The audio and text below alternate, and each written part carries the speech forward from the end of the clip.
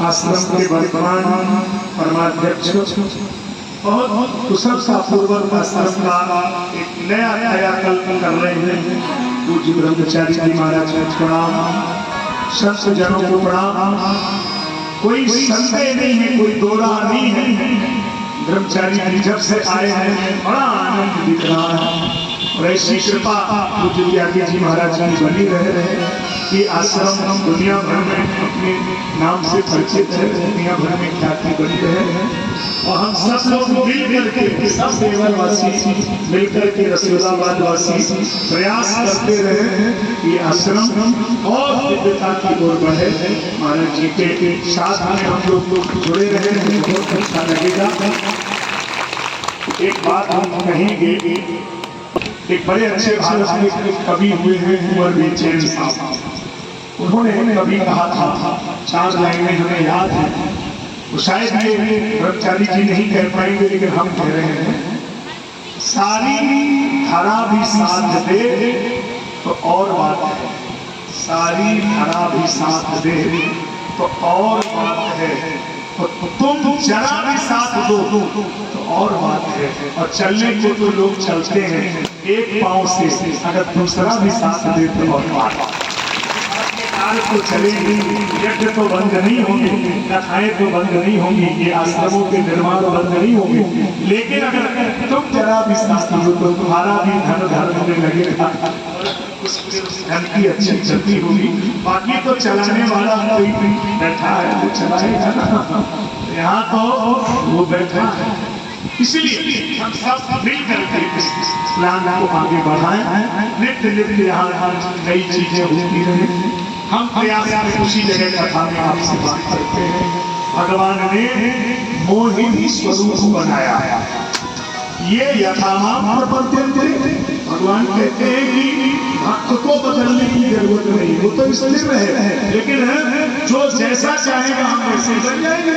तो मोहिनी बन गए, सारी कहते करके आ गए मुस्कुराते हुए, क्या बढ़िया सा भाव है, मोहिनी बन गए। हम तो एक दिन सोचते रहे कि जब भगवान मोहिनी बने होंगे कितने अच्छे लग रहे हैं, वैसे कितने सुंदर है। मन जाई रांची मिले सोबर सहज सुंदर, सहज में सुंदर। और जब उन्होंने सिंहार किया होगा, ऐसे वो किया होगा, ऐसे मतलब कैसे मॉडल होगा किया होगा, मैं आइडिया बता रहे हैं, मेरे को पता नहीं है। कितने सुंदर लग रहे होंगे, मोहिनी सारी पहन के आते हैं। और भगवान एक ही हैं, देखने वाले दो हैं। दैत्यों ने मोहिनी को देखा, देवताओं ने मोहिनी में देखा। भौतिकवादी पदार्थ को देखता है, अध्यात्मवादी पदार्थ में देखता है। इतना अंतर है दोनों में। यहाँ बहुत बहुत विद्वान लोग बैठे हैं, हम एक उदाहरण आपको दे रहे हैं। बोल सकते हैं आप, फूल में नहीं, फूल में नहीं, फूल में नहीं, मूल में देखो, फूल में देखो। ये फूल सुंदर लग रहा है, देखो बहुत सुंदर लग रहा है, मेरे को भी लग रहा है, ये तो सुंदर है, देखे है ना। अब लग रहा है, अब नहीं लग रहा है। क्यों? पहले भी ये फूल सुंदर नहीं था, लेकिन इसलिए लग रहा था कि अपने मूल से जुड़ा हुआ था। मूल से होने पर फूल सुंदर नहीं है। तो फूल को सुंदर मानते हो भौतिकवादी दृष्टिकोण है, और मूल को सुंदर मानते हो कि आध्यात्मिक दृष्टिकोण है। अच्छा, आपको क्या सुंदर लगे? होंठ सुंदर है, कान सुंदर है, नाक सुंदर है, पैकिंग सुंदर है, आयरन है, गोल्डन है। अच्छा, आदमी मर गया तो होंठ निकाल के फ्रिज में रखो, देखिए कितने सुंदर है। अब उसमें होंठ सुंदर नहीं है, कान सुंदर नहीं है, क्योंकि भीतर श्याम सुंदर है, इसलिए बाहर की श्याम सुंदर है। और भीतर का श्याम अगर निकल गया तो बाहर की श्याम सुंदर नहीं रहेगी। तो आपने भीतर के श्याम को कहाँ माना है? जानकी अम्बा से राम जी ने कहा, सियवन बसे साथ के भांति चित्र लिखे जो चित्र के बंदर से डरता है, फोटू के बंदर से डरता है, और वो जंगल में 14 वर्ष रहेगा, सब कोई नहीं है, हजारों संख्या रहेंगे। मैया जानकी ने कहा, राघव आप हमें भटकाइए नहीं, हमें चलना है, जंगल में संकट नहीं आएगा। क्यों नहीं आएगा भाई? जंगल में संकट क्यों नहीं आएगा? माता जी बोली राघवेंद्र हमें ये विश्वास है जिसके साथ में स्वयं भगवान श्री राम जी जा रहे हो वहां दुनिया का कोई संकट नहीं आ सकता। तुम्हारे नाम से संकट भागता है तो तुम साथ जा रहे हो, संकट आएगा। मैया बोली तो हंस रहे हो तो कोई बात नहीं, कोई बात नहीं, चलो चलो चलो। नहीं प्रभु हंस रहे हो थोड़ी बता ना, बता दो जो बात क्या है। देखो बात ये है कि तुम जो कह रहे हो पूरी गड़बड़ है। क्या? जिसके साथ में स्वयं श्री राम है वहां कोई संकट नहीं आएगा। लो हम तुम्हें वचन दे रहे हैं अयोध्या में, जब तक तुम्हें राम सुंदर लगेगा कोई संकट नहीं आएगा। लेकिन जब राम से ज्यादा दुनिया में और कोई सुंदर लगेगा उसी से संकट उपस्थित होगा। तो जब तक राम जी सुंदर लगे कोई संकट नहीं आया, और हिरण की छाम सुंदर लगी उसी से संकट उपस्थित हो गया। तो जब भगवान से ज्यादा संसार में और कोई सुंदर लगने लगे समझ लो कि संकट को। अच्छा मान लो कोई माता बहन भाई बहुत सुंदर है, उसकी सुंदरता में अट्रैक्शन पावर है, उसकी सुंदरता आपके ऊपर अट्रैक्ट करती है, जबरदस्ती मजबूर करती है देखने को। तो क्या उसको देखने में कोई अधर्म हो जाएगा?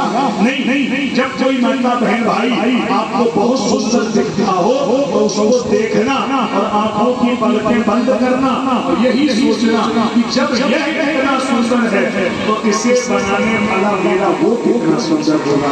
एक बार उससे वो कितना सुंदर है, यही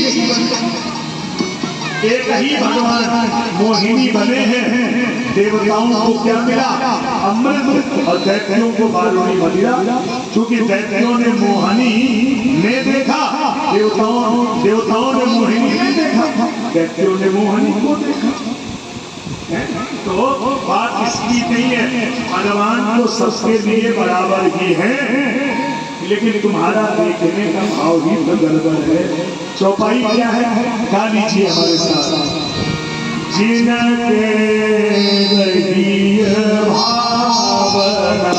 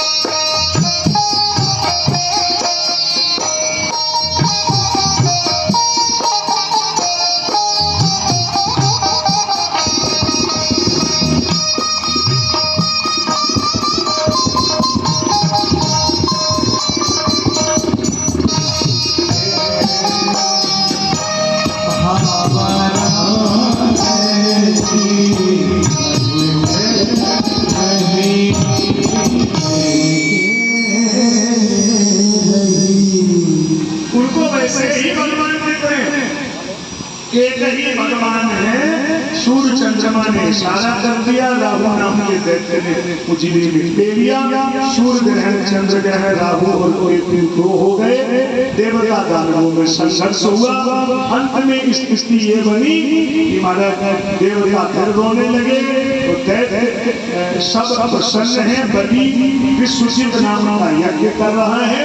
शंकर भगवान कैलाश छोड़ करके आ गए, बोले हमें मोहिनी का दर्शन करना है। तो भगवान ने पुनः मोहिनी स्वरूप बनाया।